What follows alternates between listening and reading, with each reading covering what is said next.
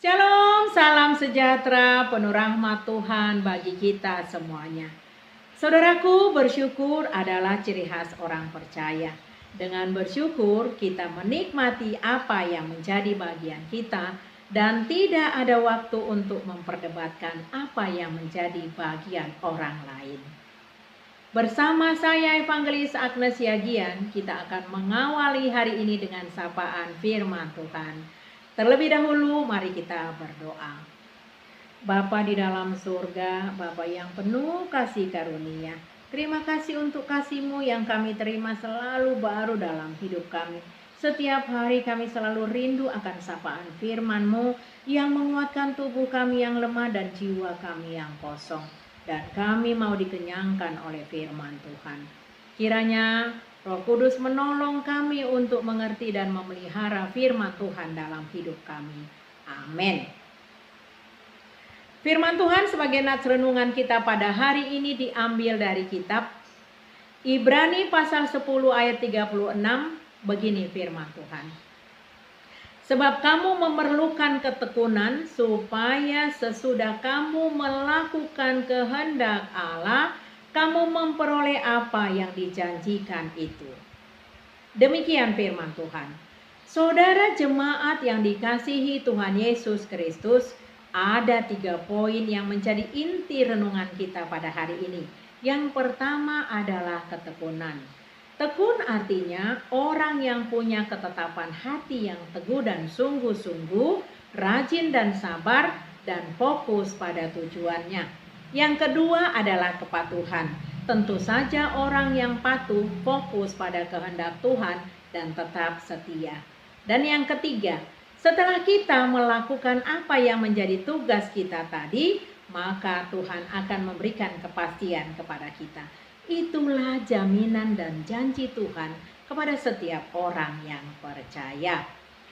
Saudaraku, seorang anak tidak akan mungkin dapat menyelesaikan sekolahnya dari TK, SD, SMP, SMA, bahkan mahasiswa kalau tidak karena ketekunannya.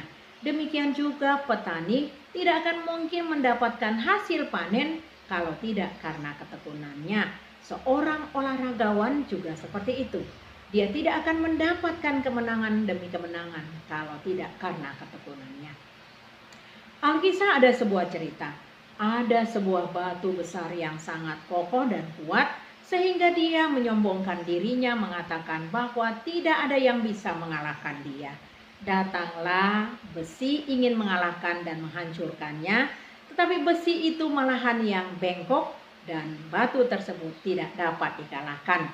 Lalu datanglah api dengan kekuatan apinya mencoba untuk membakar dan melelehkan batu tersebut. Tetapi apa yang terjadi? Usahanya sia-sia sebab batu tersebut tetap kokoh. Lalu besi dan api mundur, datanglah air.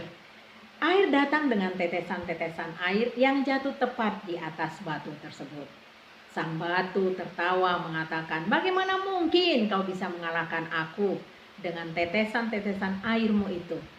Tetapi air tersebut tetap melakukan tugasnya. Dia tetap menetes 1 hari, 1 minggu, 1 bulan, bahkan 1 tahun, dan bahkan bertahun-tahun. Dan lihatlah, sang batu tidak dapat lagi memegahkan dirinya, sebab batu tersebut sudah berlobang. Karena ketekunannya, air tersebut dapat menaklukkan batu tersebut. Saudaraku, apa yang dapat kita pelajari dari kisah tersebut? Hal ini sering terjadi di dalam kehidupan kita. Saat kita melihat ada batu besar yang menghalangi hidup kita, bisa saja batu tersebut adalah masalah. Baik itu masalah antara hubungan suami atau istri, masalah orang tua dengan anak, masalah pekerjaan, masalah perekonomian, masalah perjodohan anak-anak, masalah keturunan yang belum juga mendapatkan keturunan. Demikian juga masalah pelayanan ataupun masalah dengan keluarga atau dengan sahabat. Bisa juga masalah sakit penyakit yang menurut kita tidak ada kesembuhan. Dan ironisnya adalah ketika kita melihat bahwa batu tersebut sangat kuat sehingga membuat kita merasa tidak mampu untuk menaklukkannya dan membuat kita menjadi putus asa dan menyerah. Demikian juga dengan begitu banyak anak-anak Tuhan yang selalu gampang menyerah dan tidak mau bertekun, dan kecenderungannya di masa sekarang untuk mendapatkan hasil sesuatu itu dengan cepat atau instan. Anak-anak sekolah yang ingin mendapatkan hasil atau nilai yang baik, tetapi ketika melihat soal-soal yang demikian susah, dia menyerah. Dan anak-anak muda yang sudah mendapatkan pekerjaan, ketika ada masalah di dalam pekerjaannya, dia memilih untuk mundur di dalam pekerjaannya. Gampang menyerah ketika ada masalah. Saudaraku, mari kita melihat ketekunan tetesan air yang mengajarkan kepada kita untuk tetap tekun, tidak peduli entah sampai kapanpun. Belajar dari Abraham dan istrinya Sarah yang tekun selama hidupnya, menanti-nantikan keturunan yang dijanjikan oleh Tuhan. Demikian juga dengan Nuh yang membuat bahtera yang disuruh oleh Tuhan selama 100 tahun. Dia bahkan diolok oleh orang lain dan dikatakan adalah orang gila karena membuat bahtera tidak tahu kapan akan dipakai. Saudaraku, lihat, mereka adalah orang-orang tekun dan mereka telah menerima kepastian, yaitu janji dari Tuhan. Oleh karena itu, mari tetaplah kita tekun dalam Tuhan. Tetaplah kita bertekun dalam berdoa. Tetaplah kita tekun mengerjakan setiap bagian kita. Dan tetaplah kita tetap bertekun untuk tetap bersyukur. Saudaraku, kita harus percaya ada begitu banyak janji-janji Tuhan yang akan kita terima dalam melakukan ketekunan. Sebab janji Tuhan itu tidak pernah bohong. Janji Tuhan adalah iya dan pasti.